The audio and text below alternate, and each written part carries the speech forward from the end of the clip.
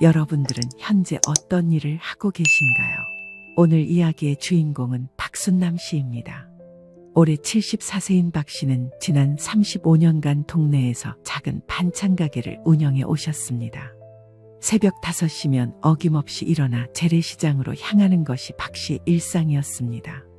싱싱한 배추를 고르고 물을 다듬고 하나하나 정성스럽게 반찬을 만드는 모습을 동네 사람들은 35년간 지켜봐왔습니다.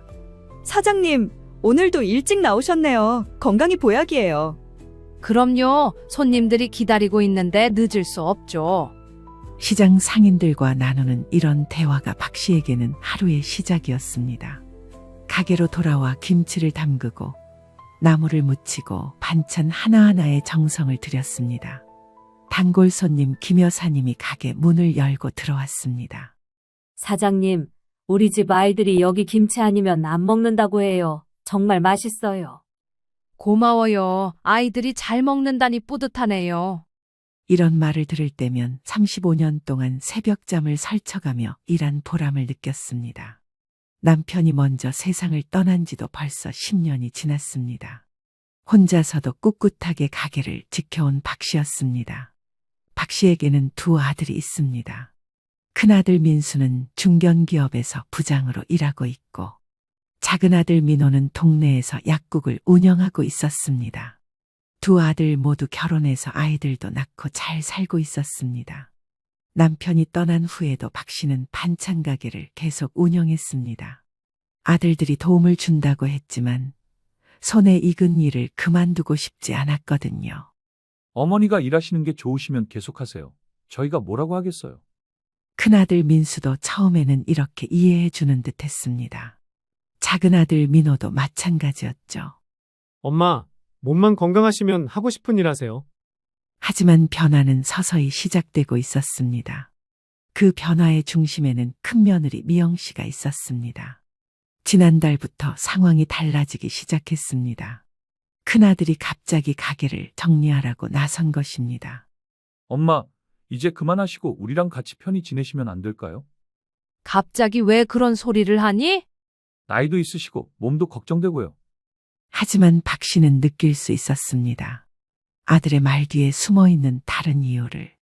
아들의 표정에서 말투에서 뭔가 어색함이 느껴졌거든요. 며칠 후 큰며느리 미영 씨가 가게로 찾아왔습니다. 평소와 달리 조심스러운 표정이었습니다. 어머니, 요즘 동네에 재개발 소문이 나돌던데요. 어머니 가게도 언제까지 할 수 있을지. 재개발이 바로 되는 것도 아닌데 뭘 그렇게 걱정해. 그게 아니라 사실 주변에서 하는 말들이 좀 있어서요. 미영 씨는 말끝을 흐렸습니다. 박 씨는 궁금했지만 더 묻지 않았습니다. 며느리의 표정에서 불편함이 느껴졌거든요. 그날 저녁 가게 문을 닫고 집으로 돌아온 박 씨는 뭔가 이상한 기분이 들었습니다. 35년간 한결같이 해온 일인데 왜 갑자기 주변에서 그만두라는 말이 나오는 걸까요? 창밖을 바라보며 박 씨는 생각에 잠겼습니다. 혹시 내가 모르는 어떤 문제가 있는 건 아닐까? 아니면 정말 나이가 들어서 이제 그만해야 하는 때가 온 걸까? 하지만 여전히 손님들은 박 씨의 반찬을 찾았고 박 씨 자신도 일하는 것이 좋았습니다. 무엇이 문제인지 도통 알 수 없었습니다. 다음 날 아침, 평소와 같이 새벽 5시에 일어난 박 씨는 시장으로 향했습니다. 하지만 마음 한편으로는 어제 며느리가 한 말이 계속 맴돌았습니다. 과연 무슨 일이 벌어지고 있는 걸까요? 박 씨는 아직 모르고 있었습니다. 자신의 평생 터전이 흔들리기 시작했다는 것을요. 미영 씨가 가게를 찾아온 지 일주일이 지났습니다.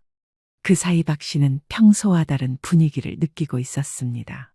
아들들이 전화를 걸어오는 횟수가 늘어났거든요. 엄마, 요즘 몸은 어때요? 힘들지 않으세요? 괜찮다니까 왜 자꾸 그런 걸 물어보니? 그냥요, 걱정돼서요. 큰아들 민수의 목소리에는 뭔가 어색함이 있었습니다. 평소 같으면 안부 인사 정도로 끝났을 전화가 자꾸 길어졌거든요. 며칠 후에는 작은아들 민호도 가게로 찾아왔습니다. 약국 일이 바쁜데도 시간을 내서 온 것이 이상했습니다. 엄마, 형이랑 얘기 좀 했는데요. 무슨 얘기? 엄마 가게 일 말이에요. 형이 걱정을 많이 하더라고요. 박 씨는 조금씩 상황을 이해하기 시작했습니다. 형제들이 미리 상의를 한 것 같았거든요. 그 무렵 박 씨는 미영 씨의 진짜 속마음을 알게 되었습니다. 동네 미용실에서 우연히 들은 대화였습니다.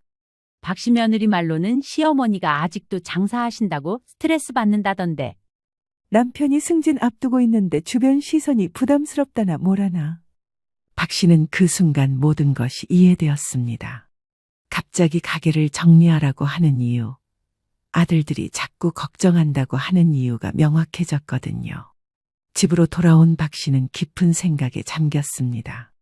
35년간 정성스럽게 해온 일이 누군가에게는 부끄러운 일이었다는 사실이 가슴 아팠습니다.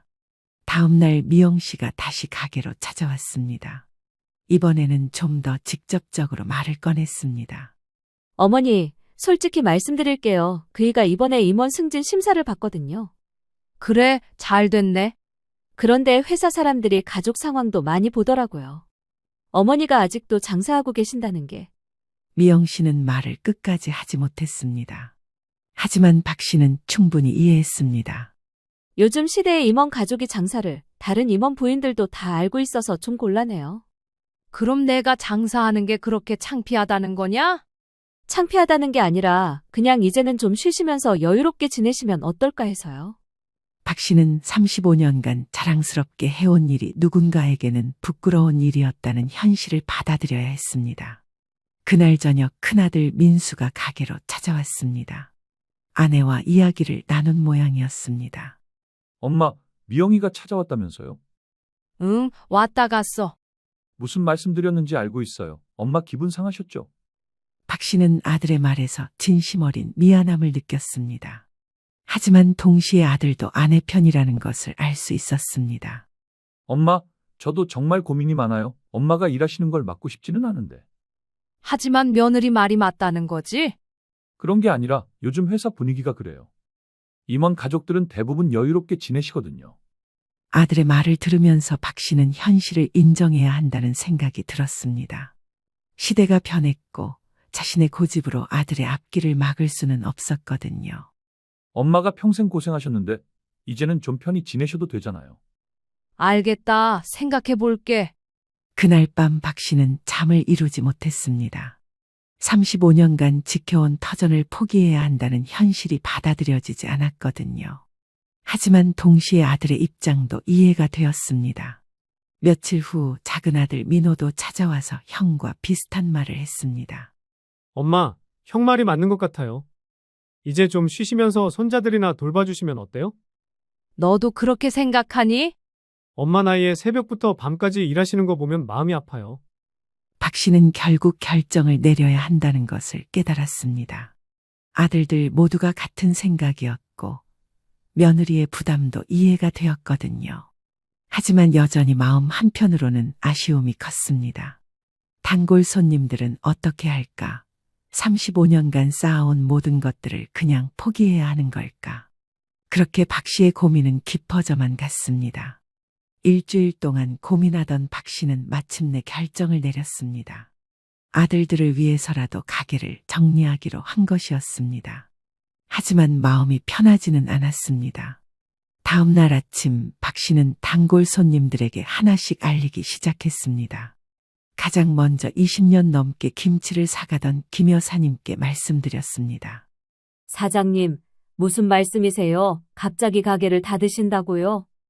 나이도 있고 아들들이 걱정을 많이 해서요. 그럼 우리는 어디서 이런 맛있는 김치를 사 먹어요? 다른 데는 맛이 영 아니거든요. 박 씨는 가슴이 아팠습니다. 35년 동안 쌓아온 단골 손님들과의 정을 끊어야 한다는 현실이 받아들여지지 않았거든요. 오후에는 또 다른 단골 손님이 찾아왔습니다. 사장님, 정말 가게 그만하신다는 게 맞아요? 온 동네가 다 아는데. 소문이 벌써 났나 보네요. 이 동네에서 사장님 반찬만큼 맛있는 데가 어디 있어요? 다시 생각해 보세요. 하지만 박 씨의 결심은 이미 굳어진 상태였습니다. 손님들의 만류에도 불구하고 가게 정리를 시작했습니다. 그런데 며칠 후 예상치 못한 일이 벌어졌습니다. 미영 씨가 가게로 급하게 찾아온 것입니다. 표정이 평소와 달리 어두웠습니다. 어머니, 혹시 동네에서 무슨 말이 나돌고 있는 거 아시나요? 무슨 말? 어머니가 가게 그만두는 이유가 며느리 때문이라는 소문이 있더라고요. 박 씨는 깜짝 놀랐습니다. 자신은 아무에게도 진짜 이유를 말하지 않았는데 어떻게 소문이 났을까요? 누가 그런 말을 했는지 모르겠지만 저는 정말 억울해요. 저는 그냥 어머니 건강만 걱정했는데. 내가 그런 말 한 적 없는데. 동네 사람들이 저를 보는 시선이 이상해졌어요. 마치 제가 시어머니를 괴롭혀서 가게를 그만두게 만든 것처럼. 미영 씨의 목소리에는 진짜 억울함이 섞여 있었습니다. 박 씨도 당황스러웠습니다. 그날 저녁 큰아들 민수가 찾아왔습니다. 얼굴이 좀 어두워 보였습니다. 엄마, 회사에서도 소문이 났어요. 회사에서? 어머니가 가게 그만두신다는 이야기가 들어갔는데 누군가 며느리가 시어머니를 압박해서 그만두게 만들었다고 하더라고요. 박 씨는 일이 이렇게 커질 줄 몰랐습니다. 조용히 정리하려고 했는데 오히려 더 큰 문제가 생긴 것입니다. 엄마, 정말 미영이가 뭐라고 한 거 아니에요? 아니야, 며느리가 뭘 잘못했다고 그래. 그럼 왜 갑자기 가게를 그만두신다고 하셨어요? 박 씨는 대답하기 어려웠습니다. 진짜 이유를 말하자니 며느리가 더 곤란해질 것 같았고 말하지 않자니 오해만 커질 것 같았거든요. 며칠 후 상황은 더욱 복잡해졌습니다. 작은 아들 민호의 약국으로도 소문이 퍼진 것입니다.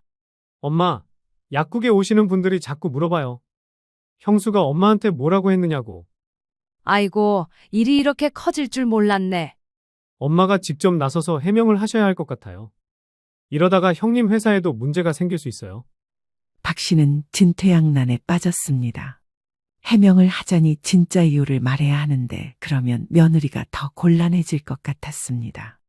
그 무렵 미영 씨는 스트레스로 몸살까지 났습니다. 동네에서 받는 시선이 너무 부담스러웠거든요. 자신이 뭐라 한 것도 아닌데 소문이 그렇게 난 것도 자식들이 곤란해하는 것도 난감했습니다. 어머니, 저 정말 어떻게 해야 할지 모르겠어요. 아이들 학교에서도 다른 엄마들이 수근거리고. 미안하다. 내가 조용히 정리하려고 했는데 이렇게 될 줄 몰랐어. 이제라도 가게를 계속하시면 안 될까요? 그럼 소문도 잠잠해질 것 같은데. 하지만 박 씨는 고개를 저었습니다. 이미 가게 정리를 시작했고 단골 손님들에게도 알렸는데 이제 와서 번복할 수는 없었거든요. 게다가 미영 씨의 제안은 근본적인 해결책이 아니었습니다. 임원 승진 문제는 여전히 남아있었고 동네 소문이 잠잠해진다고 해서 모든 문제가 해결되는 것은 아니었거든요. 엄마, 이참에 정말 확실하게 정리하시는 게 맞을 것 같아요. 큰아들 민수도 같은 생각이었습니다.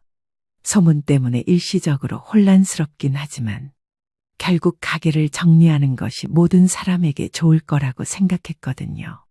박 씨는 결국 원래 계획대로 가게를 정리하기로 했습니다. 하지만 마음은 더욱 무거워졌습니다. 조용히 끝내려던 일이 온 동네의 관심사가 되어버렸거든요. 그렇게 박 씨의 35년 반찬 가게는 예상보다 훨씬 복잡한 상황 속에서 막을 내리게 되었습니다. 가게 정리를 시작한 지 한 달이 지났습니다. 박 씨는 매일 조금씩 물건들을 정리하며 35년의 추억을 뒤로하고 있었습니다. 하지만 상황은 점점 더 어려워져만 갔습니다. 큰아들 민수의 회사에서 문제가 생긴 것입니다. 임원 승진 심사를 앞두고 있던 민수에게 상사가 따로 불렀다고 했습니다.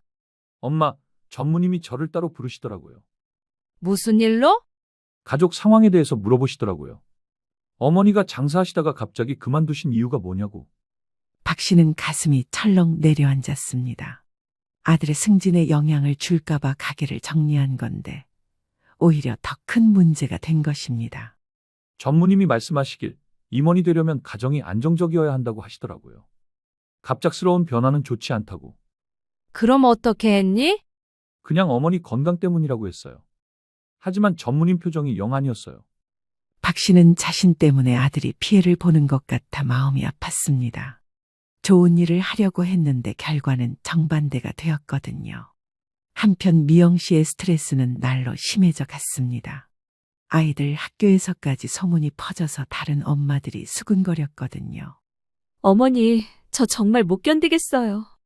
아이들 담임 선생님까지 저한테 뭔가 이상한 시선으로 보시는 것 같아요. 그렇게까지 됐나? 엄마들 사이에서도 제가 시어머니한테 못되게 했다는 이야기가 나돌고 있어요. 미영 씨는 울먹이며 말했습니다. 처음에는 체면 때문에 시작한 일인데 이제는 오히려 더 큰 체면 손상을 당하고 있었거든요. 민수도 회사에서 힘들어하고 저는 동네에서 손가락질 받고 이게 뭐 하는 짓인지 모르겠어요. 박 씨는 며느리의 고통을 보며 자신의 결정이 옳았는지 의문이 들기 시작했습니다. 며칠 후에는 작은 아들 민호네도 문제가 생겼습니다. 약국 단골 손님들이 계속해서 가족 이야기를 꺼내는 바람에 영업에 지장이 생긴 것입니다. 엄마, 약국에 오시는 할머니들이 자꾸 형수 이야기를 해요. 저는 뭐라고 대답해야 할지 모르겠어요. 미안하다. 내 일로 너희들이 고생하고 있구나. 엄마가 미안할 게 뭐가 있어요.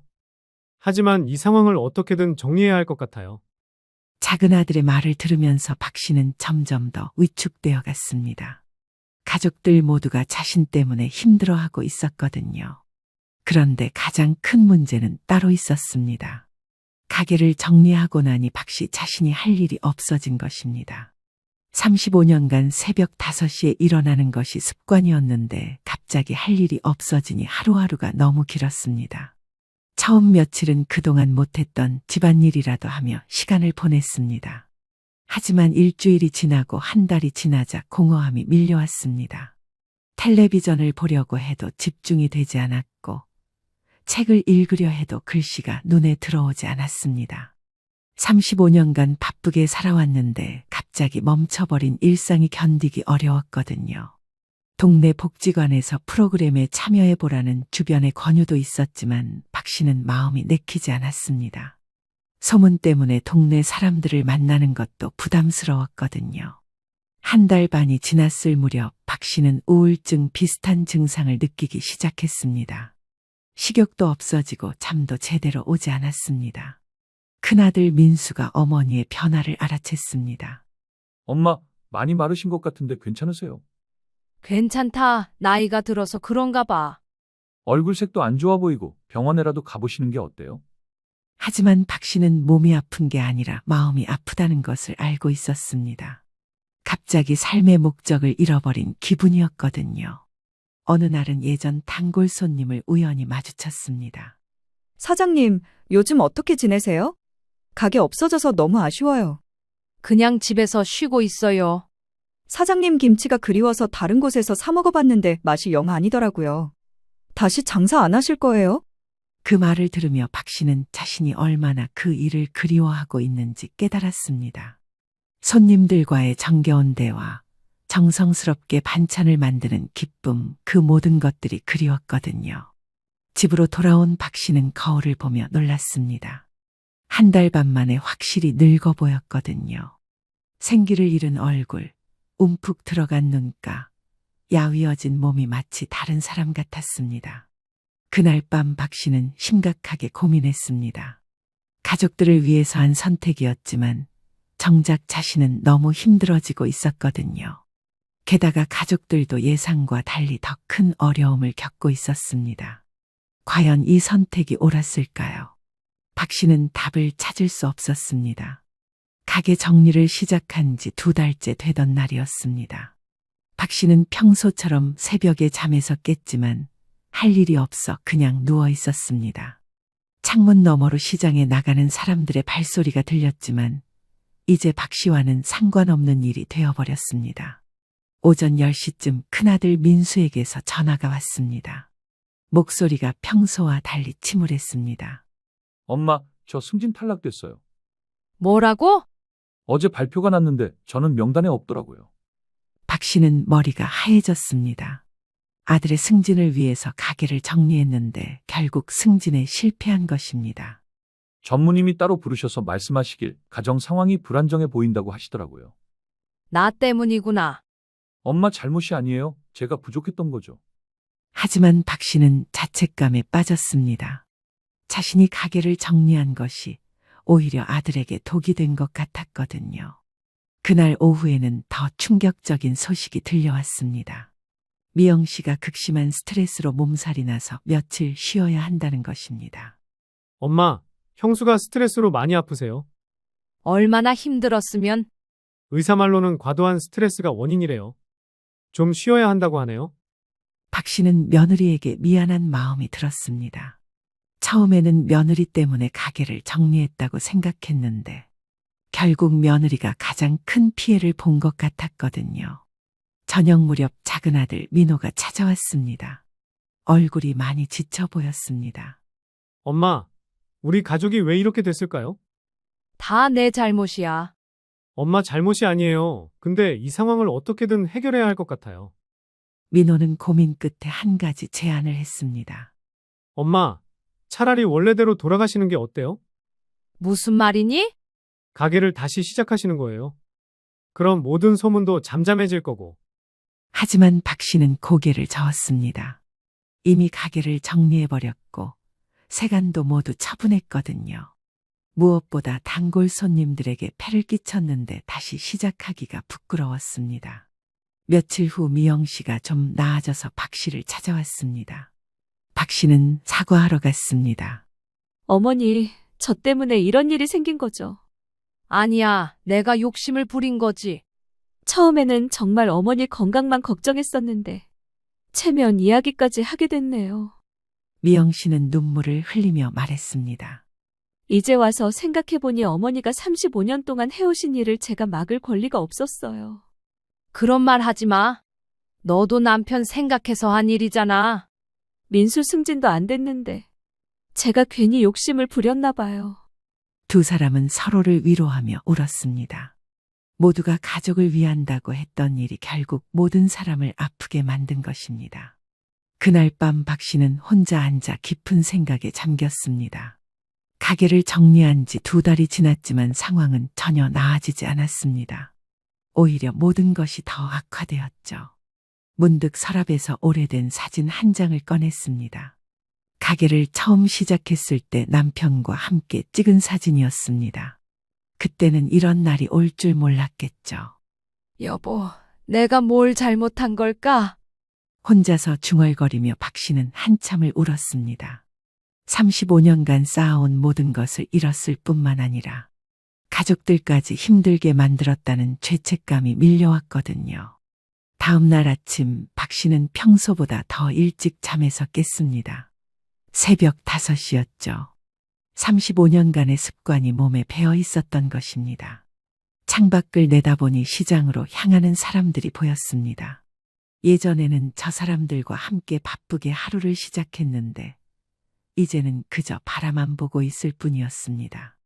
갑자기 가슴이 답답해졌습니다. 숨이 막히는 것 같았어요. 박 씨는 창문을 열고 깊게 숨을 들이마셨습니다. 그때 이상한 생각이 들었습니다. 과연 자신이 내린 결정이 옳았을까? 모든 사람을 위한다고 했지만 결국 아무도 행복하지 않게 된 것 아닐까? 하지만 이제 와서 후회해도 소용없었습니다. 이미 돌이킬 수 없는 강을 건너버렸거든요. 박 씨는 그날부터 더욱 깊은 우울감에 빠져들었습니다. 밥맛도 없어지고 아무것도 하기 싫어졌습니다. 35년간 바쁘게 살아온 사람이 갑자기 할 일을 잃으니 존재 이유 자체를 잃어버린 기분이었거든요. 가족들은 박 씨의 변화를 걱정했지만 어떻게 도와야 할지 몰랐습니다. 모든 것이 꼬여버린 상황에서 해결책을 찾기가 어려웠거든요. 그렇게 박 씨의 가장 힘든 시간이 시작되었습니다. 가게를 정리한 지 3달이 지났습니다. 박 씨의 상태는 더욱 악화되었습니다. 하루 종일 집에서 멍하니 앉아 있는 시간이 늘어났고 외출도 거의 하지 않게 되었습니다. 아들들은 어머니를 걱정했지만 어떻게 위로해야 할지 몰랐습니다. 모든 상황이 꼬여버린 상태에서 뾰족한 해결책이 보이지 않았거든요. 어느 날 작은 아들 민호가 아내와 함께 박 씨를 찾아왔습니다. 엄마, 요즘 너무 집에만 계시는 것 같아서 걱정돼요. 괜찮다. 그냥 좀 피곤해서 그래. 하지만 박 씨의 얼굴은 말과 달리 생기가 전혀 없었습니다. 3개월 만에 몰라보게 야위어졌고 눈빛도 힘이 없어 보였습니다. 민호의 아내가 조심스럽게 말을 꺼냈습니다. 어머니, 동네 복지관에서 하는 프로그램 같은 거라도 참여해 보시는 게 어때요?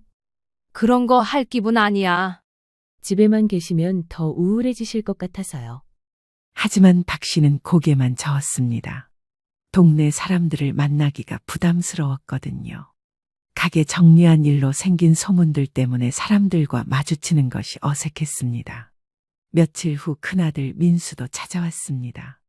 승진에 실패한 후 민수도 많이 힘들어하고 있었지만 어머니가 더 걱정되었습니다. 엄마, 한의원이라도 다녀보시는 게 어때요? 기력이 너무 떨어져 보이세요. 나이가 들어서 그런가 보다.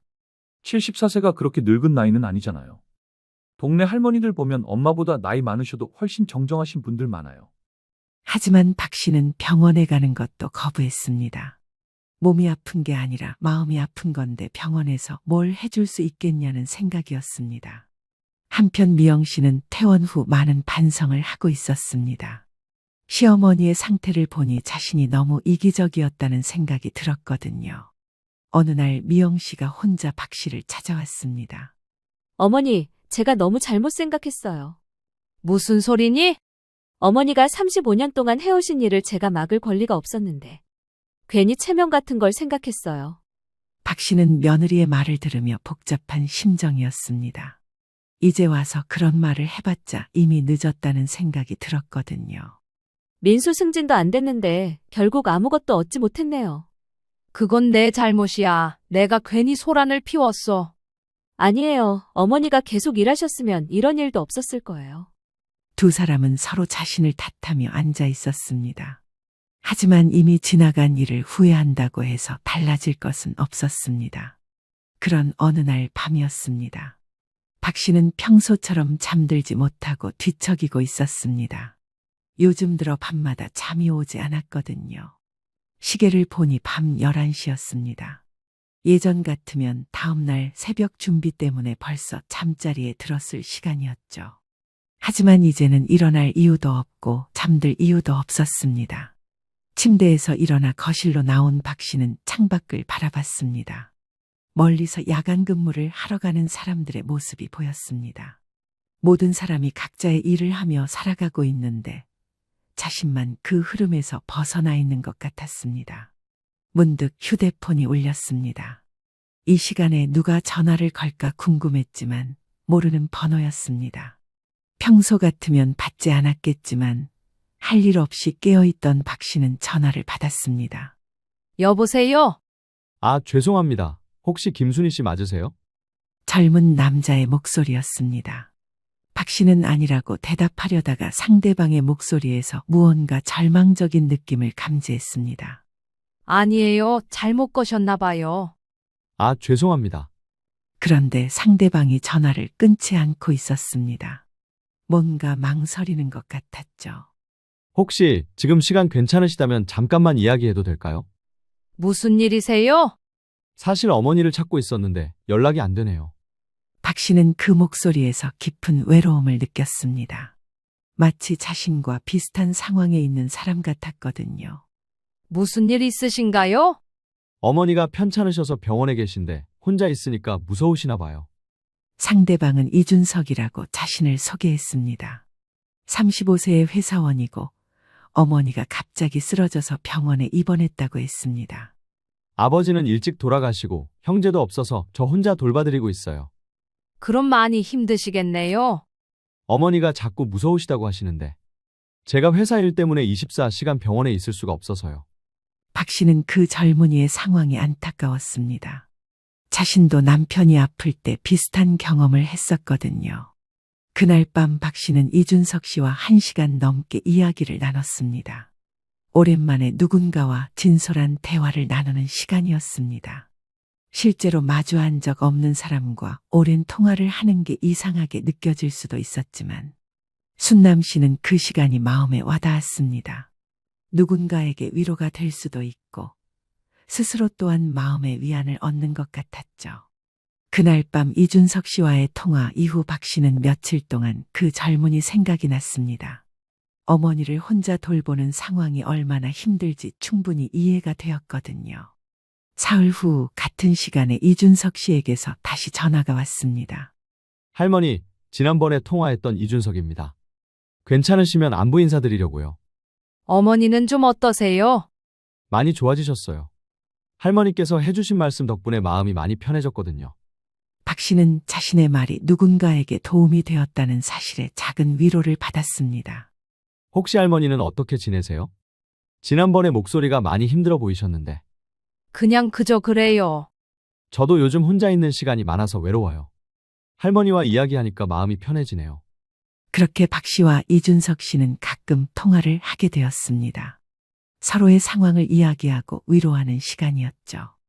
일주일쯤 지났을 때 이준석 씨가 자신의 일에 대해 이야기했습니다. 할머니, 저는 작은 도시락 사업을 하고 있어요. 도시락 사업이라뇨? 직장인들을 위한 건강한 도시락을 만들어서 배달하는 일이에요. 혼자 시작한 지 6개월 정도 됐는데 생각보다 힘드네요. 박 씨는 그제야 이준석 씨가 회사원이 아니라 개인 사업을 하고 있다는 것을 알았습니다. 사실 음식 만드는 일이 쉽지 않더라고요. 손님들이 맛없다고 하시면 정말 속상해요. 그럼 많이 힘들겠네요. 할머니께서 35년간 반찬 가게를 하셨다고 하시니까 정말 대단하다고 생각했어요. 며칠 후 이준석 씨는 조심스럽게 제안을 했습니다. 할머니, 혹시 시간 되시면 제가 만든 도시락 한번 드셔보실 수 있을까요? 갑자기 왜요? 사실 할머니께 조언을 구하고 싶어서요. 35년간 음식 만드신 경험이 저에게는 정말 소중한 가르침이 될 것 같거든요. 박 씨는 망설였습니다. 몇 달째 집에만 있다가 갑자기 나가는 것이 부담스러웠거든요. 부담스러우시면 안 오셔도 돼요. 그런데 정말 조언이 필요해서요. 내가 반찬 이야기를 했나? 네, 할머니께서 35년간 반찬 가게를 하셨다고 하시니까 제가 너무 부럽더라고요. 박 씨는 자신의 이야기를 누군가에게 했다는 사실을 깨달았습니다. 요즘 들어 처음으로 자신의 과거를 자랑스럽게 이야기한 것 같았어요. 결국 박 씨는 이준석 씨를 만나기로 했습니다. 오랜만에 외출 준비를 하는 것도 어색했지만 누군가 자신을 기다리고 있다는 생각에 마음이 조금 가벼워졌습니다. 동네 카페에서 이준석 씨를 만난 박 씨는 깜짝 놀랐습니다. 정말 예의 바른 젊은이였거든요. 할머니, 이렇게 와주셔서 감사합니다. 아니에요. 어머니는 어떠세요? 많이 좋아지셨어요. 할머니 오신다고 하니까 기다리고 계세요. 이준석 씨는 자신이 만든 도시락을 보여주었습니다. 정성스럽게 만든 것은 알겠지만 뭔가 아쉬운 부분이 있었습니다. 음식은 정성스럽게 만드셨는데 간이 좀 센 것 같아요. 그런가요? 요즘 젊은이들은 짜지 않게 먹더라고요. 그리고 색깔도 좀 단조로워 보여요. 이준석 씨는 진지하게 메모를 했습니다. 더 말씀해 주세요. 정말 도움이 돼요. 김치는 너무 빨갛지 않게 하고 나물은 기름을 좀 줄이세요. 그리고 반찬 가짓수를 좀 늘려보시면 어때요? 그날 만남 이후 이준석 씨는 박 씨의 조언을 하나씩 적용해보기 시작했습니다. 며칠 후 다시 전화가 왔습니다. 할머니, 대박이에요.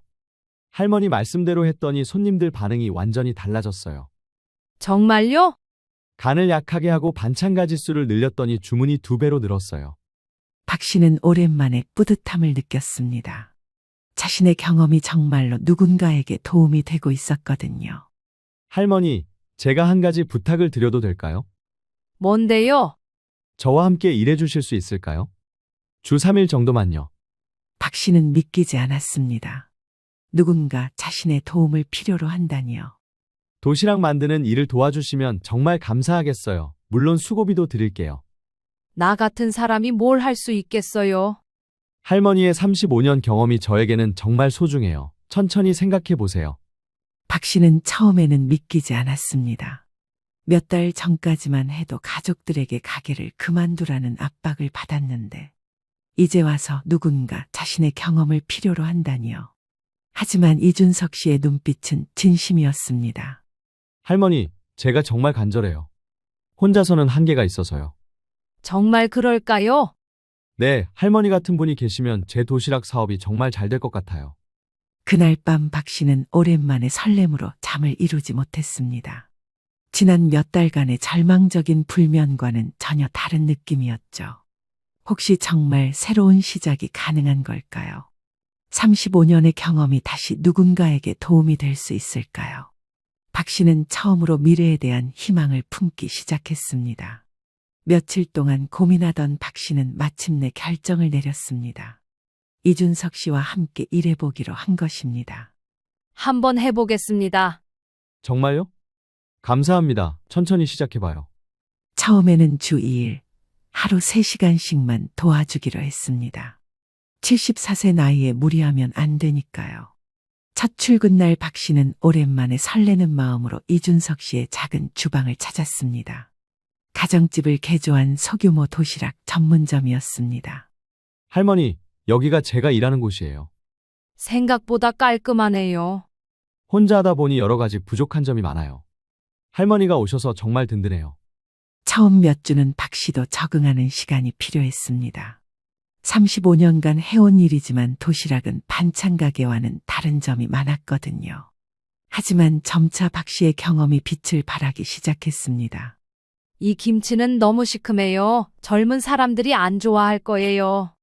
그럼 어떻게 하면 될까요? 설탕을 조금 넣어보세요. 그리고 마늘도 좀 줄이고요. 박 씨의 조언대로 하니 손님들의 반응이 확실히 달라졌습니다. 오늘 김치 맛이 다른데요? 더 맛있어요. 이 반찬은 어떻게 만든 거예요? 손님들의 반응을 직접 들을 때마다 박 씨는 새로운 기쁨을 느꼈습니다. 3개월이 지나자 도시락 주문량이 눈에 띄게 늘어났습니다. 이준석 씨는 박 씨에게 근무 시간을 늘려달라고 부탁했습니다. 할머니, 주 3일로 늘릴 수 있을까요? 주문이 너무 많아져서요. 그래도 될까요? 물론이에요. 수고비도 더 드릴게요. 그렇게 박 씨는 74세의 나이에 새로운 일상을 갖게 되었습니다. 매주 월수금 오전에 출근하는 것이 즐거웠습니다. 6개월이 지났을 때 이준석 씨의 도시락 사업은 동네에서 소문이 날 정도로 성장했습니다. 할머니 덕분이에요. 정말 감사해요. 내가 고마워해야죠. 새로운 기회를 줘서요. 어느 날 아들들이 어머니의 변화를 알게 되었습니다. 큰아들 민수가 먼저 찾아왔습니다. 엄마, 요즘 완전히 다른 사람 같으세요. 얼굴에 생기가 돌아오셨어요. 일하니까 좋더라. 도시락집에서 일하신다고 들었는데 어떻게 된 일이에요? 박 씨는 이준석 씨와의 만남부터 지금까지의 이야기를 들려주었습니다.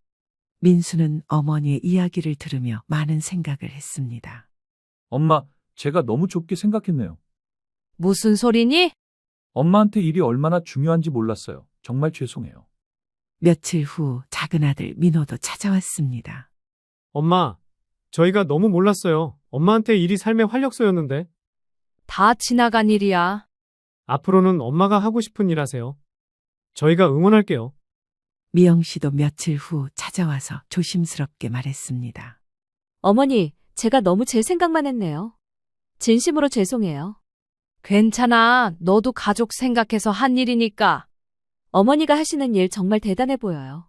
하지만 박 씨는 예전과는 다른 마음이었습니다. 더 이상 자식들의 인정에 매달리지 않게 된 것입니다. 고맙긴 하지만 이제는 내 길을 갈 거야. 그리고 대단한 것도 아니야. 그저 내가 할 수 있는 일을 조금이라도 하는 것뿐이지. 그러니 괜한 신경 쓰지 말고 지금까지 살아온 대로 잘 살아. 나는 나대로 살 테니까. 1년이 지나자 이준석 씨의 도시락 사업은 더욱 안정되었습니다. 박 씨와 함께 만든 건강한 도시락은 동네에서 입소문이 날 정도였습니다. 할머니, 정말 감사해요. 할머니 없었으면 여기까지 못 왔을 거예요. 나도 고마워. 새로운 삶을 선물해줘서. 어느 날 이준석 씨가 특별한 제안을 했습니다. 할머니, 저와 정식으로 동업하실 생각 없으세요? 동업이라니? 할머니의 이름을 걸고 전통 반찬 전문 도시락을 만들어 보는 거예요. 저도 사업을 막 시작한 초보라 할머니께 도움이 될지 모르겠지만 이왕 이렇게 인연이 된 거 할머니랑 같이 일을 하면 더 잘 될 것 같은 느낌이 들어서요. 내가 도움이 될지 모르겠네. 지금 손님들 반응만 봐도 좋은 조짐이 보여요. 제가 강요하거나 그러는 건 아니니까 천천히 생각해 보세요. 박 씨는 잠시 생각했습니다.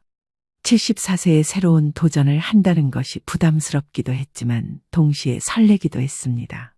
한번 생각해 볼게. 지금도 박 씨는 매주 월수금 아침이면 설레는 마음으로 출근합니다. 젊은 이준석 씨와 함께 일하며 서로에게서 배우고 있습니다. 가족들과의 관계도 새로운 균형점을 찾았습니다.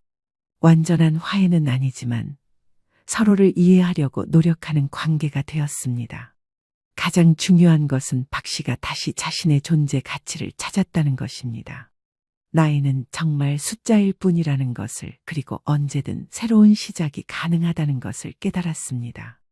진정한 행복은 누군가에게 인정받는 것이 아니라 자신이 누군가에게 도움이 되고 있다고 느낄 때 찾아온다는 것을 박 씨는 74세에 깨달았습니다. 그리고 때로는 예상치 못한 한 통의 전화가 인생을 완전히 바꿀 수 있다는 것도 함께 말이죠. 옳게 제가 민재 예뻐한 건 맞지만 그렇다고 전세 자금까지 책임지라는 건 좀 그렇죠? 그게 당연한 게 아니잖아요. 책임지라는 게 아니라 그냥 같이 좀 보태자는 거지. 말을 왜 그렇게 해? 좀 서운해지려고 한다. 우리가 남도 아니고 말이야. 같이 보태요? 조카 결혼에 고모가 같이 보태는 게 이제는 당연한 세상인가요? 우리도 둘이 벌어서 새 키우느라 진짜 빠듯했어. 네가 이해해줘야지. 어차피 넌 혼자고 여유가 있으니까 도와줄 수 있을 때 도와주는 게 맞는 거지. 나중에 넌 아이 들면 애들이 한 번씩 들여다봐주고 그러면 좋잖아. 안 그래? 안녕하세요. 저는 올해 57 이지선입니다. 아직 미혼이고요. 57년을 정신없이 열심히 살다 보니 아직 결혼을 안 했습니다. 57이라는 나이까지 결혼을 안 한 것이 과연 잘한 것인지, 가족이라는 것이 무엇인지 오늘 이야기 끝까지 들어주시고 시청자 여러분들의 의견을 아래 댓글에 부탁드립니다. 앞서 말씀드렸다시피 저는 결혼을 하지 않아 남편도 없고 자식도 없고 그 흔한 반려견도 없습니다. 물론 사는데 불편함은 없죠. 그런데도 다들 저를 불쌍하게 봐요. 왜일까요? 저뿐만 아니라 결혼 정년기가 된 사람들이 늘 듣는 말을 저는 수십 번도 더 들었습니다. 명절 때 집에 가면 꼭 듣는 말이 있죠. 혼자 밥은 잘 챙겨 먹고 다녀요? 요즘도 회사 다니나? 이제 슬슬 정리할 나이잖아. 아직도 혼자야? 아이고, 이제는 아가씨라고 하기에도 뭐한 나이인데? 이제 좀 마음 여는 건 어때요? 지금 찬물 더운 물 가릴 때도 아니고 그 정도면 결혼해도 거의 친구잖아. 그 말들 속엔 늘 한 가지 뜻이 들어 있었어요. 결혼 안 한 인생은 실패한 인생이다. 어릴 땐 결혼 안 해도 괜찮다고 생각했어요. 열심히 공부하고 일하고 돈도 모았고 나만의 삶이 있었으니까요. 그런데 30을 넘기고부터 사람들이 저를 이상하게 보기 시작했어요. 회사에서도 그랬어요. 사수였던 부장님은 회식 자리에서 이렇게 말했죠. 지선 씨, 결혼 안 하면 안 외로워요? 혼자 늙는 건 무서운 거예요. 처음엔 그저 참았어요. 근데 시간이 지나고 40이 넘어가니까 어디 문제 있는 거 아니냐는 말까지 들려왔어요. 여자로 태어나서 자식 한 번 안 낳고 간다는 게 그게 말이 되니? 때가 되면 결혼도 하고 자식도 낳고 그렇게 가정을 이루면서 사는 게 평범한 거 아니야? 진짜 아무리 생각해도 이해가 안 가? 어디 가서 말하기도 창피하다니까? 그 말을 들을 땐 차라리 고아였으면 싶었어요. 아무도 기대하지 않았을 테니까요. 결혼을 안 한 죄가 그렇게 크면 법으로 금지하든가요. 왜 사람을 죄인처럼 몰아요? 저는 그런 말들을 들을 때마다 마음 한구석이 찢어졌어요. 물론 저도 결혼하고 싶었던 적이 있었어요. 28, 정직원으로 전환되던 해. 좋아하던 사람이 있었어요. 그 사람은 저보다 4살 많았고 주말마다 도서관 데이트를 했어요. 근데 어느 날 그 사람이 그러더라고요. 우리 엄마가 그러시네. 지선 씨는 좀 무섭대. 너무 똑똑하고 너무 자기 주장이 강하대. 그런 여자는 며느리가 많으라고. 그러니 우리 그만 만나자. 웃으며 말했지만 그게 사실상 끝이었어요. 결혼까지 생각했던 사람이라 마음의 상처도 컸지만 남에게 그런 평가를 들으며 살아야 하느니 차라리 혼자가 낫겠다 싶었습니다. 그때 결혼했으면 저도 다 큰 자식이 있었겠죠. 아무튼 저는 그 뒤로 다시는 연애를 하지 않았습니다. 살다 보면 사람한테 기대고 싶을 때도 있어요. 밤에 혼자 밥 먹다가 목이 메일 때도 있고요. 하지만 그런 감정보다 더 힘든 건 너는 실패했다고 단정 짓는 말이었어요. 아무도 제 선택을 존중해주지 않았어요. 친정 엄마도 돌아가시기 전까지는 늘 그러셨어요. 어머님도 그러셨잖아. 돌아가시면서 얼마나 네가 신경이 쓰였으면 그런 소리까지 하셨겠어. 그리고 너 나중에 아프면 어쩌려고 그래? 옆에 사람 하나는 있어야지. 저는 오히려 결혼해서 상처받는 친구들 보면서 다짐했어요. 혼자 사는 게 꼭 나쁜 것만은 아니라는 걸요. 회사 동료들이 출산휴가, 육아휴직을 번갈아 쓰는 동안 저는 그 시간을 야근과 업무로 채웠어요. 다들 저한테 그러더군요. 지선 씨는 결혼 안 했으니까 당연히 대체 인력해야죠. 그런 식이었어요. 결혼 안 한 사람은 더 일해야 하고 더 양보해야 하고 그렇지 않으면 이상한 사람 되는 분위기. 사실 그 덕분에 일에 치여 사느라 돈은 좀 모았어요. 월급을 착실히 모았고 10년 넘게 적금도 부었어요. 40대 중반엔 아파트 전세를 샀고 그걸 기반으로 최근엔 작은 건물을 하나 마련했어요. 근데 그걸 안 이후로 사람들이 태도가 달라졌어요. 아이고, 지선이 부자 됐네. 건물주가 다 됐다고? 나 몰랐네. 언제 그렇게 돈을 모았어? 대단하네, 우리 지선이. 웃기죠. 전에는 불쌍하다던 사람들이 이젠 부럽다고 말해요. 하지만 저는 그 말이 전혀 달갑지 않았어요. 그들이 말하는 부럽다는 말은 결혼 안 해도 잘 살 수 있다는 걸 인정하는 게 아니었어요. 그저 돈이 생기니 갑자기 사람이 된 것처럼 대하는 거였어요. 명절에 오빠네 집에 들렀던 날이 생각나요. 가족들 식탁에 앉자마자 언니가 이렇게 말했어요. 지선아, 이번에 민재 결혼할지도 몰라. 아직은 확정은 아닌데 그 집에서 좀 기대를 하는 것 같아. 근데 우리도 모아둔 게 많진 않아서 아무래도 너도 좀 도와줘야 하지 않겠니? 그때는 웃고 말았어요. 근데 그게 시작이었더라고요. 그날 이후로 연락이 자주 왔어요. 심지어 조카 민재한테도. 고모, 예전에 나 중학생 때 용돈 많이 줬던 거 기억나요? 그런 거 생각하면 고모가 우리 결혼도 좀 도와주시면 좋겠어요. 아무래도 여유가 있으시니까요. 그 순간 제 머릿속에 수십 년간 들었던 그 말들이 스쳐갔어요. 혼자 살아서 외롭지 않아. 남자 없으면 사는 게 무슨 의미야? 자식 하나 낳아야 인생 완성이지. 너는 참 안 됐다. 그 모든 말들이 결국 오늘의 돈 있잖아로 연결된다는 게 참 씁쓸했어요. 내가 이룬 것들이 그 사람들 눈엔 어차피 쓸데없는 돈 정도로 보였던 걸까요? 그래서 당연히 꺼내 쓰라고 생각하는 걸까요? 이제 그런 말들에도 익숙해졌지만 여전히 마음 한구석이 쓰려요. 사람들이 나를 보는 시선은 달라졌을지 몰라도 그 본질은 여전하니까요. 나는 결혼은 안 했지만 실패한 인생은 아니에요. 그렇다고 내가 당연하게 뭔가를 해줘야 된다는 그런 의미도 아니고요. 이 말 한마디를 꺼내기까지 57년이 걸렸어요. 살다 보면 사람 눈치 보지 않고 살 수 있을 줄 알았어요. 특히 나이 먹고 내 돈 벌어 내 밥 벌어 먹고 살면 더더욱요. 근데 아니더라고요. 세상은 결혼 안 한 사람한테 참 인색해요. 특히 여자한테요. 회사에서는 항상 예외였어요. 애 없는 사람, 혼자인 사람, 쓸데없이 바지 안 입는 사람, 그게 제 별명이었어요. 지선 씨, 다음 주에 야근 좀 더 해줘. 애 키우는 사람들 힘들어. 그러니까 혼자인 지선 씨가 근무도 좀 서고 필요한 일 있으면 맡아서 좀 하고 그래. 어차피 수당 다 나오잖아. 혼자면 덜 피곤한가요? 혼자면 감기 안 걸리고 스트레스도 안 받는 사람인가요? 저는 무슨 무자식 노동자가 된 기분이었어요. 육아휴직 대체 인력이 없으면 제가 메웠고, 주말 업무도, 연말 정산도, 부서 회식 예약도 전부 저 몫이었죠. 어느 날은 저보다 5살 어린 대리한테 이런 말을 들었어요. 선배님은 결혼 안 하셨으니까 연말에 연차 안 쓰시죠? 그날은 유독 감정이 북받쳤어요. 사무실 뒤편에서 혼자 커피를 마시다 결국 눈물이 났습니다. 소리내서 울지 않았지만 숨을 참는데 오래 걸렸어요. 결혼 안 한 게 죄는 아니잖아요. 애 안 낳은 게 벌 받을 일이 아니잖아요. 근데 왜 그렇게 느껴지는 걸까요?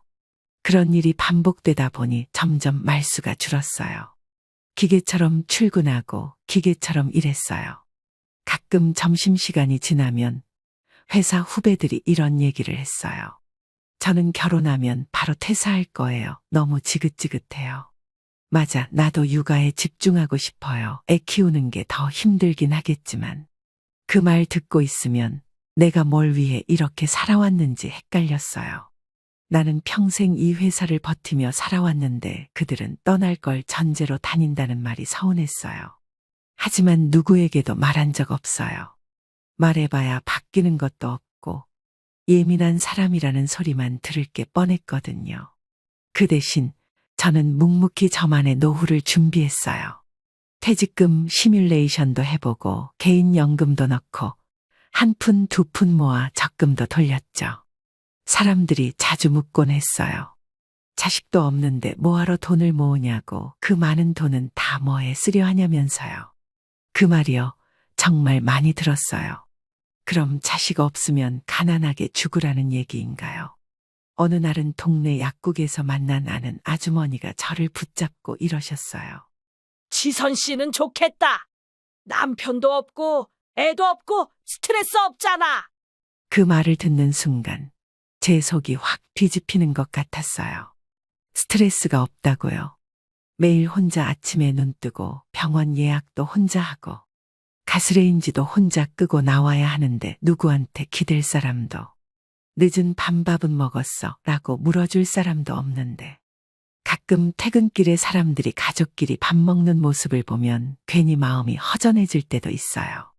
그럴 땐 일부러 돌아가요. 마트로 가거나 잠깐 커피숍에서 시간을 때워요. 하지만 익숙하다는 게 괜찮다는 뜻은 아니잖아요. 부동산 계약할 때 중개인도 저한테 이런 말을 했어요. 혼자서 건물 하나 사는 사람 처음 봤어요. 대단하세요. 혼자 살아서 모을 수 있었죠. 근데 그거 아세요? 혼자 사는 사람이 오히려 관리가 철저해요. 그 말이 참 고맙더라고요. 누구보다 현실을 잘 아는 그 사람이 내 삶을 인정해주는 기분이었어요. 그러고 보면 저는 단 한 번도 남 탓을 하며 살아오진 않았어요. 그저 묵묵히 제자리에서 내가 감당해야 할 몫을 감당하면서 살아왔을 뿐이에요. 그런데도 사람들은 제가 결혼 안 한 것 하나로 인생 전체를 평가했어요. 제가 선택한 삶이에요. 누군가에게 피해준 적도 없고요. 그런데 왜 이 사회는 저를 죄인처럼 대할까요? 사람들이 그래요. 혼자 살면 심심하지 않냐고, 외롭지 않냐고. 근데 혼자 산다고 해서 게으르게 사는 건 아니에요. 저요, 토요일 아침 8시면 무조건 일어나요. 세탁기 돌리고, 이불 널고, 시장 가서 반찬 재료 사요. 주말이라고 해서 누워 자는 날은 손에 꼽을 만큼이에요. 장 보러 갈 땐 무게를 최대한 계산해요. 차가 없어서 손수레 끌고 다니는데 한 손엔 두부, 한 손엔 사과 들고 오르막길 오르면 진짜 숨이 턱 막힐 때도 있어요. 근데 그럴 때마다 스스로 대견해요. 이렇게 부지런한데 누가 뭐라 그래 싶은 거예요. 월요일부터 금요일까지는 회사에 출근하고 주말엔 빨래, 청소, 장보기, 장부 정리까지 해요. 심지어 수도꼭지 고장도 스스로 해결하고 형광등 갈 때는 의자 2개 겹쳐놓고 올라가서 직접 갈아요. 혼자 산다는 건 결국 뭐든 내 손으로 해야 한다는 거예요. 그게 불편하냐고요? 네, 가끔은요. 근데 남들처럼 시키고 기다리는 인생이 아니라서 전 오히려 그게 좋아요. 제가 한 달에 꼭 하는 루틴이 있어요. 통장 3개 확인하고 카드 내역 정리하고 주식 계좌랑 적금 내역 체크해요. 회사 다니면서 얻은 습관인데 처음엔 연금 하나 넣기 시작한 게 지금은 4개가 됐어요. 제 몸 하나 지켜줄 건 결국 제 돈이더라고요. 남들처럼 자식한테 의지할 수도 없고 형제들한테 손 벌리고 싶지도 않았어요. 그래서 40대 중반엔 보험도 싹 정리했어요. 불필요한 것 빼고 실비 보장 넓은 걸로 갈아탔죠. 간병보험도 넣었어요. 혼자 살다 아프면 누구라도 데려와야 하잖아요. 제가 이렇게 살아온 이유요. 무섭기 때문이에요. 나중에 혼자 아프면 어쩌지 하는 생각이 머리에서 떠나질 않았어요. 그래서 질에 겁을 먹기보다는 준비를 하는 쪽을 선택했어요. 부동산은 원래 관심 없었어요. 그냥 월세만 안 나가면 좋겠다는 생각뿐이었죠. 근데 회사에서 희망퇴직 이야기가 돌기 시작하면서 제 마음이 흔들렸어요. 아, 나도 이제 노후 대비해야겠구나. 그러다 우연히 알게 된 게 지하 1층, 지상 3층짜리 원룸 건물이었어요. 대학교 근처라 항상 사람이 끊이질 않는 동네였죠. 지인에게 소개를 받아 그 부동산 중개인을 처음 만났을 때 저도 그랬어요. 그런 건물은 큰 부자들만 사는 줄 알았어요. 요즘은 은행 대출 잘 받으면 일반 직장인도 충분히 가능합니다. 그 말에 용기를 냈고 몇 번에 걸쳐 현장도 보고 대출 상담도 받고 진짜 사흘 밤을 뒤척이다가 결국 계약서에 도장을 찍었어요. 내가 이런 걸 사도 되나 계속 무서웠어요. 계약금 낼 때는 손이 떨렸고 대출금 승인 전화 받을 땐 눈물이 나더라고요. 그 정도로 긴장됐어요. 근데 계약 끝나고 그날 집에 와서 집 현관 앞에 서니까 문득 이런 생각이 들었어요.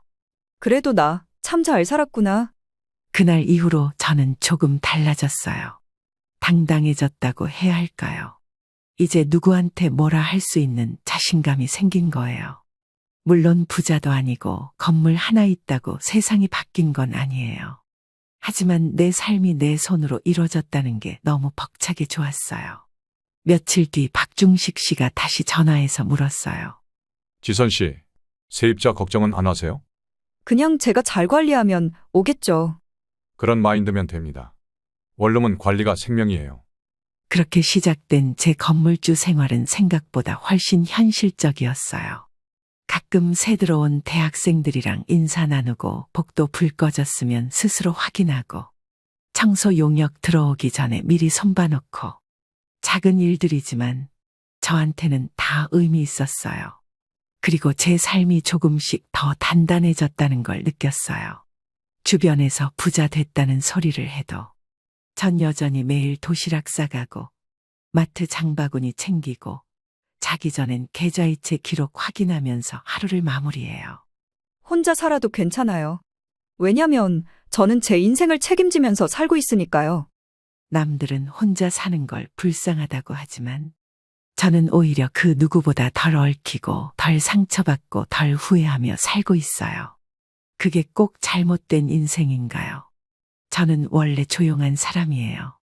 특히 뭔가 이뤘다고 자랑하는 거 정말 못해요. 그래서 건물 샀다는 것도 아무한테도 말하지 않았어요. 심지어 가장 가까운 가족한테도요. 그런데 그게 화근이 될 줄은 몰랐어요. 부모님 댁에 들렀을 때였어요. 아버지께서 제 건강 걱정을 하시길래 농담처럼 툭 던졌어요. 아빠 걱정 마세요. 나도 이제 건물 하나 있어서 월세 들어와요. 그 말에 어머니 눈이 커지셨고 아버지는 잠시 말이 없으셨어요. 옆에 있던 오빠는 저를 의외라고 말하는 듯 쳐다보더라고요. 대놓고 돈을 요구하거나 다른 말을 한 건 아니지만 느낌이 좀 이상했어요. 그럼 이제는 지선이도 좀 여유가 있겠네. 그때는 별 생각 없었어요. 근데 그걸 들은 어머니가 그 다음날 올케에게 전화를 했더라고요. 그리고 일주일 뒤 올케가 제 사무실 근처까지 찾아왔어요. 건물 하나 샀다면서? 어머님한테 들었어. 아, 그게 뭐 그냥 작아요. 원룸 건물이에요. 그런 걸 왜 말을 안 해? 우리 가족끼리 그런 것도 공유 못 해? 그 말이 이상하게 들렸어요. 공유라는 단어가 자꾸 귓가에 맴돌았어요. 공유라는 게 같이 쓰자는 뜻이잖아요. 근데 그걸 왜 제 건물에다 붙이죠? 우리끼리 그런 건 미리 알려야지. 괜히 남 들으면 오해 생겨. 오해는커녕 저는 그동안 아무도 제 일에 관심 없었어요. 연애하든 말든 어디 사는지도 물어본 적 없었고 몸 아프다는 얘기를 해도 대꾸조차 안 했던 사람들이에요. 올케 언니한테 굳이 말할 이유가 없다고 생각했는데요. 그게 좀 서운하네. 우리 그렇게 남이야? 그제야 느낌이 확 왔어요. 이건 순수한 관심이 아니라 기대였어요.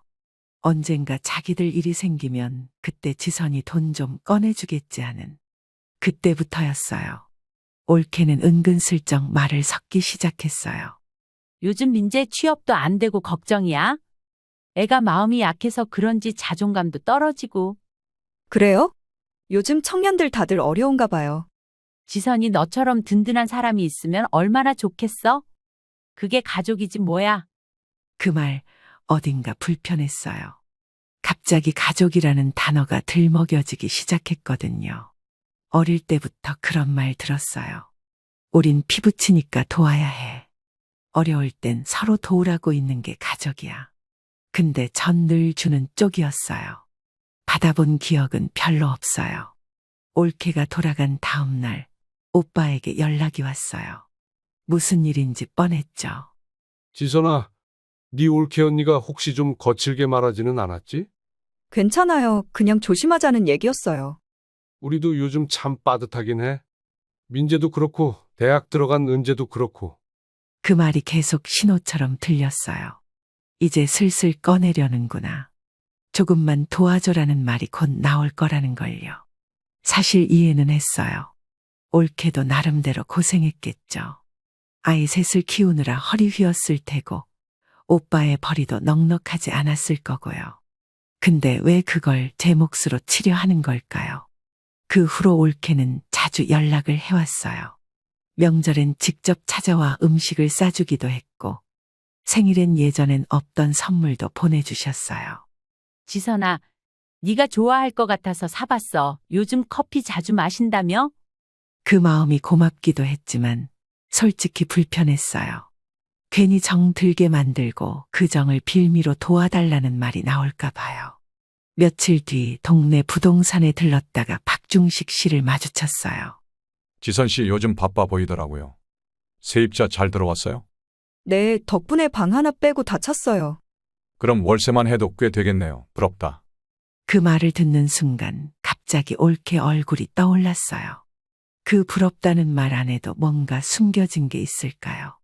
사람 마음이 무섭다는 걸 느꼈어요. 처음엔 진심인 줄 알았던 관심이 돈 냄새 앞에선 그렇게 쉽게 바뀌는 걸 보니까요. 나도 누군가한테 의지하고 싶었던 적 있어요. 근데 그런 적이 한 번도 없었어요. 그래서 더 조심하게 되는 거예요. 이제 와서 누가 다가오는 게 정말 나를 위한 건지 아니면 내가 가진 걸 위한 건지 헷갈리니까요. 그날도 그랬어요. 주말 오전 평소처럼 빨래를 널고 마트를 다녀와 점심 준비를 하려는데 올케 언니한테서 전화가 왔어요. 처음엔 그냥 안부인 줄 알았어요. 지선아, 시간 좀 괜찮아? 커피 한 잔 하자. 동네 근처 조용한 카페에서 마주 앉았어요. 말없이 앉아있는 그녀의 손엔 작은 종이봉투가 들려 있었어요. 이건 네가 좋아한다는 쿠키야. 지나가다 생각나서 샀어. 순간 예감이 들었어요. 이건 그냥 커피 한 잔이 아니라는 걸요. 몇 마디 안부가 오간 뒤 올케의 목소리가 조금 낮아졌어요. 너 민재가 결혼 준비 중인 건 알고 있지? 지난번에 얘기했잖아요. 내년 봄이라던가. 그래, 근데 그게 말이야 생각보다 준비가 쉽지가 않네. 그녀는 컵을 잡은 손에 힘을 주며 말을 이었어요. 요즘 애들 결혼하려면 전세라도 하나는 있어야 하잖아. 근데 우리 형편에 그게 어디 쉬워야지? 민재가 코인으로 날린 돈, 취직도 못하고 몇 년을 놀았다는 얘기. 다 아는 이야기였어요. 하지만 이번엔 그 얘기 끝에 다른 말이 따라붙었어요. 그래도 가족이잖아. 너도 우리 민재 어릴 때부터 많이 예뻐했잖아. 그제야 본론에 들어간 거예요. 혹시 도와달라는 말씀이세요? 올케는 순간 말끝을 흐리더니 조금 웃었어요. 어우, 지선이 너는 눈치도 빠르네. 그러게, 그런 셈이지 뭐. 그 뒤에 따라온 말이 제 속을 뒤집었어요. 어차피 너는 돈 들어갈 데도 없잖아. 자식도 없고, 남편도 없고. 한순간 숨이 멎는 기분이었어요. 어차피 그 말이 가장 잔인했어요. 언니, 그건 좀 듣기 거북한데요. 제가 그러면 당연하게 도와줘야 된다 이런 말이에요? 오해하지 마. 그냥 말이 그렇다는 거지. 너처럼 혼자 사는 사람은 계획 세우기도 쉽잖아. 그때 느꼈어요. 저를요, 사람이 아닌 지갑으로 보고 있다는 것을요. 자식 없고 남편 없고 고정비용 없으니 뭘 어떻게 뜯어낼까 하는 계산하는 모습이 눈에 보였어요. 머리를 어찌나 굴리는지 올케를 바라보는 제 표정은 점점 굳어졌습니다. 네가 보태주면 큰 도움이 될 텐데 우리도 다 갚을 거야. 민재도 고모한테 늘 고마워했잖아. 올케, 민재한테 직접 들은 적은 없어요. 정적이 흘렀어요. 올케 언니의 얼굴엔 당황한 기색이 떠올랐지만 금세 다시 웃음으로 덮었어요. 에이, 말은 안 해도 다 느끼는 거지? 우리 가족끼리 그런 말이 뭐가 중요하니? 순간 묘한 감정이 올라왔어요. 지난 수십 년 동안 들었던 가족이라는 단어가 이토록 이기적으로 들릴 줄은 몰랐어요. 내가 가족일 땐 왜 힘들 때 한 번도 연락이 없었을까요? 올케, 제가 민재 예뻐한 건 맞지만 그렇다고 전세 자금까지 책임지라는 건 좀 그렇죠. 그게 당연한 게 아니잖아요. 책임지라는 게 아니라 그냥 같이 좀 보태자는 거지. 말을 왜 그렇게 해? 좀 서운해지려고 한다. 우리가 남도 아니고 말이야. 같이 보태요? 조카 결혼에 고모가 같이 보태는 게 이제는 당연한 세상인가요? 우리도 둘이 벌어서 새 키우느라 진짜 빠듯했어. 네가 이해해줘야지. 어차피 넌 혼자고 여유가 있으니까 도와줄 수 있을 때 도와주는 게 맞는 거지. 나중에 넌 아이 들면 애들이 한 번씩 들여다봐주고 그러면 좋잖아. 안 그래? 그때 전 깨달았어요. 이 대화는 이미 수차례 머릿속에서 그려봤던 그 그림이라는 걸요. 결국 그들이 생각하는 나라는 사람은요. 단순히 혼자라서 돈 많고 돈 많아서 도와줄 수 있는 사람이었어요. 올케 언니, 죄송한데 그건 좀 무리 같아요. 올케의 표정이 굳었어요. 한동안 말이 없더니 이내 가라앉은 목소리로 말했어요. 그래, 알겠어.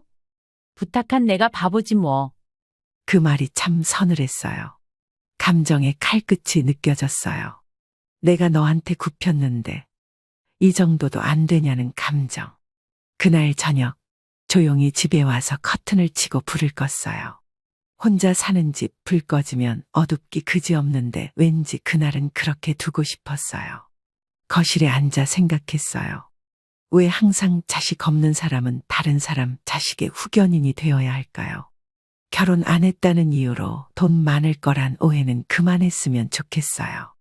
저도 힘들게 모았고 제 노후를 위해 간신히 계획을 세워가고 있는 건데 말이죠.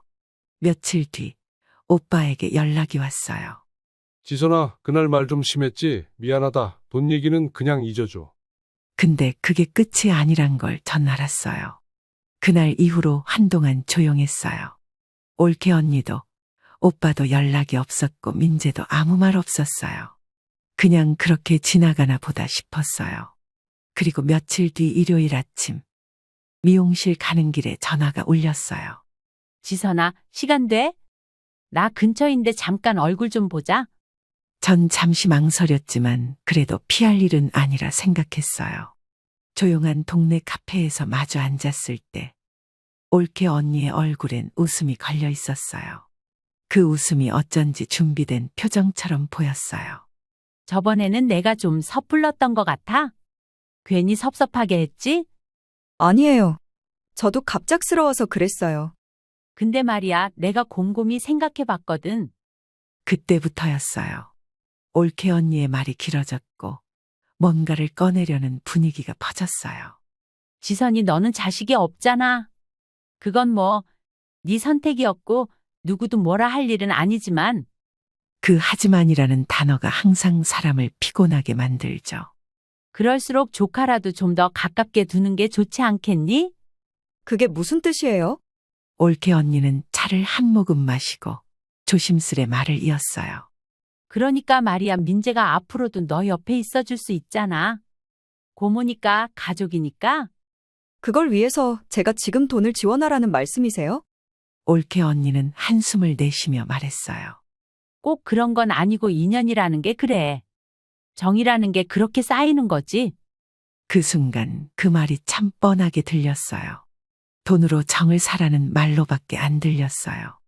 우리야 자식이 있으니까 나중에 몸이라도 아프면 그래도 볼 사람이 있는데 넌 없잖아. 그러니까 조카라도 좀 더 정 붙이고 살아야 해.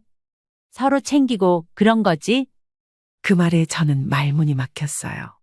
그동안 수없이 들었던 말이긴 했지만 오늘은 유난히 아프게 들렸어요. 말이 좀 이상하네요. 제가 민재를 조카로서 아끼는 마음은 있어요. 가족이니까요. 근데 그게 투자나 보험처럼 느껴지는 건 싫어요. 그렇게 계산적으로 생각하면 어떡하니? 우리는 남 아니잖아. 가족이잖아. 가족이라는 말 언제부터 이렇게 무겁게 들리게 됐을까요? 내가 네가 부럽기도 했어. 혼자 마음대로 살고 눈치 안 보고. 근데 나이 들수록 그런 생각도 들더라. 지선아, 너는 나중에 진짜 누구 의지하고 살 거야? 그 말에 저는 입을 열었어요. 차분하게, 하지만 단단하게요. 저는 그런 생각을 아예 안 해요. 의지할 사람을 만들어두는 건 관계가 아니라 계획이에요. 그리고 민재가 제 조카라는 이유로 제가 미리 다가가고 투자하고 언젠가 돌려받기를 기대하는 건 더더욱 아니고요. 올케 언니는 그제서야 입을 다물었어요. 말없이 고개를 숙였고 그날 대화는 거기서 끝났어요.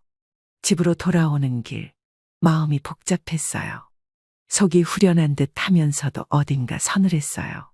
사람이 사람에게 기대는 건 자연스러울 수 있어요. 하지만 그걸 책임처럼 요구하면 그 순간부터 그 관계는 틀어지는 거더라고요. 며칠 후 민재에게서 연락이 왔어요. 문자 한 통이었어요. 고모, 엄마가 좀 그랬죠? 죄송해요. 저도 마음 불편했어요. 그 문장을 읽고 한참을 핸드폰을 들고 있었어요. 죄송하다는 말이 어쩌면 이 대화에서 가장 인간적인 말이었던 것 같아요. 괜찮아. 너도 꼭 네 자리에서 잘 살아. 답장은 오지 않았어요. 그게 더 솔직한 민재의 마음일 수도 있었고요.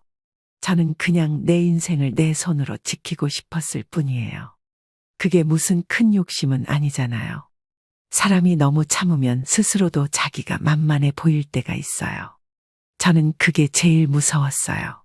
그동안은 참았어요. 가족이니까 이해하자, 자식 키우느라 힘들었겠지. 그런 생각으로 그냥 넘겼어요. 근데요, 그게 결국은 저를 만만한 사람으로 만들어 버리더라고요. 올케 언니가 다시 연락한 건 그 다음 주 토요일이었어요. 이번엔 아주 노골적이었어요. 지선아, 이번에 민재 예식장 계약도 해야 하고 예물 예단도 들어가야 해. 당장 큰 돈은 안 바래. 네가 조금만 보태줘도 숨이 트일 것 같아서 그래. 그 말이 전부였어요. 이제는 돌려 말하지도 않았어요. 저는 조용히 고개를 끄덕였어요. 그리고 처음으로 정면으로 마주봤어요. 제가 한 번만 물어볼게요. 저 그렇게 쉬운 사람 같아요? 말만 하면 다 해주는 사람 같냐고요. 올케 언니는 당황한 얼굴로 저를 봤어요. 하지만 이내 태도를 바꾸더라고요. 무슨 말을 그렇게 해? 나는 그냥 너니까 부탁한 거지? 저니까요? 왜 저니까예요? 저번에도 그렇고 오늘도 그렇고 뭔가 엄청 당연하다는 듯이 말하잖아요. 제가 결혼해서 가정이 있고 자식이 있어도 이렇게 말씀하실 거예요? 너 혼자잖아. 자식도 없고 남편도 없고 네가 제일 여유 있잖아. 그 말이 결정타였어요. 가슴이 쿵 내려앉는 기분이었어요. 언니, 제가 자식 안 낳은 건 제 선택이었어요. 근데 그 선택이 왜 누군가의 짐을 대신 져야 하는 근거가 되죠? 내가 혼자 인생을 살아간다고 해서 내 인생을 다른 사람에게 나눠줘야 하고 보태줘야 하고 그걸 누가 정하는 건데요? 올케 언니는 애 키우면서 힘들었죠. 저도 혼자 살아오면서 나름대로 다 감당하며 살았어요. 차 없이 살았고 해외여행 한 번 안 갔고 명품백도 못 샀어요. 그 돈 모아서 보험 넣고 연금 들고 월세로 내 노후 대비한 거예요. 올케 언니의 표정이 굳어졌어요. 하지만 저는 멈추지 않았어요. 이젠 할 말은 해야겠다 싶었어요. 근데 올케 언니는 그걸 그냥 여유로만 봐요. 왜냐하면 자식이 없으니까, 남편이 없으니까. 그래서 제 돈은 그냥 비어있는 돈처럼 느껴지겠죠. 그렇게까지 말 안 해도 되잖아. 내가 뭘 그렇게 크게 잘못했니? 잘못은 없어요. 근데 지나쳤어요. 요구하는 것, 기대하는 것 다 지나쳤어요. 올케 언니는 무언가 말하려다가 이내 입을 다물었어요. 그리고 작게 중얼거리듯 말했어요. 그럼 너는 평생 혼자 살 자신 있어? 저 그 질문 진짜 지긋지긋해요. 그 말 20살 때부터 수없이 들었어요. 근데요, 저 아직도 이렇게 잘 살고 있어요. 누구한테 피해 안 주고 남 원망도 안 하고 혼자 살아도 떳떳하게 잘 살면 그만 아니에요? 한참을 말없이 앉아 있었어요. 올케 언니는 손가락으로 컵받침을 만지작거리다가 다시 입을 열었어요. 네가 그렇게 말할 줄 몰랐네. 그냥 좀 너한테는 쉬운 일일 줄 알았어? 그게 바로 문제예요. 남들은 항상 저한테 뭐든 쉬울 거라고 생각해요. 혼자니까 결정도 빠르겠지. 돈도 많겠지. 감정도 덜 상하겠지. 근데 다 아니에요. 그 말을 하고 나니까 저도 모르게 눈이 시큰해졌어요. 그동안 한 번도 꺼내지 않았던 말들이 가슴속에서 웅웅 울리는 느낌이었어요. 저 그렇게 만만한 사람 아니에요. 지금까지 혼자 살아온 건 버틴 게 아니고 선택한 거예요. 책임지려고. 올케 언니는 조용히 고개를 끄덕였어요. 뭔가 받아들였다는 표정은 아니었어요. 하지만 이전과는 확실히 다른 표정이었어요. 그날 이후로 다시는 돈 얘기를 꺼내지 않았어요. 문득문득 안부 전화를 하긴 했지만 이전처럼 다정한 척하면서 뒤에 뭔가 숨기진 않았어요. 며칠 뒤 민재한테서 문자가 왔어요. 고모, 엄마가 좀 과했던 것 같아요. 신경 쓰게 해서 죄송해요. 괜찮아. 너는 너 삶만 잘 살아. 그게 제일 중요하니까. 밤이 늦도록 불을 끄지 않았어요. 방 안이 조용해서 그런지 그날 카페에서 했던 제 목소리가 계속 머릿속을 맴돌았어요. 나 그렇게 만만한 사람 아니에요. 그 말이 아직도 가슴에 남아 있었어요. 그 말이 제 인생 전체를 말해주는 것 같았거든요. 결혼식 날짜가 정해졌다는 연락을 받은 건 올케 언니가 아닌 민재한테서였어요. 문자 하나였죠. 고모, 5월 20일 토요일이에요. 초대장 곧 드릴게요. 그 한 줄 문자에 저는 뭐라 답을 해야 할지 몰랐어요. 그동안의 일들이 머리를 스치고 가슴 한구석이 불편하게 조이더라고요. 하지만 전 참석하기로 했어요. 가족이니까가 아니라 그냥 제가 정한 예의였어요. 며칠 뒤 집 앞에 초대장이 도착했어요. 정갈하게 접힌 청첩장을 보는데 기분이 참 묘했어요. 그래, 갈 건 가자. 대신 줄 건 줄이고 선은 그어야겠다. 저는 작은 봉투 하나를 꺼냈어요. 하얀 봉투 안에 딱 500만 원을 넣었어요. 큰 돈은 아니었지만 지금까지 내가 살아온 삶에서 한 번에 꺼내기 쉬운 돈도 아니었어요. 이건 축하의 마음이야. 그 이상은 욕심이겠지. 제가 준비한 건 그뿐이었어요. 장문에 편지도 없었고 그 어떤 기대도 담지 않았어요. 결혼식 당일 이 식장은 서울 외곽의 작은 웨딩홀이었어요. 양가 하객이 모이고 올케 언니는 예복 차림으로 분주히 움직이고 있었어요. 저를 보자마자 다가왔어요. 어머, 지선이 왔네? 신부 얼굴은 봤어? 우리 며느리가 어찌나 참한지. 아니요, 그냥 조용히 있다 가려고요.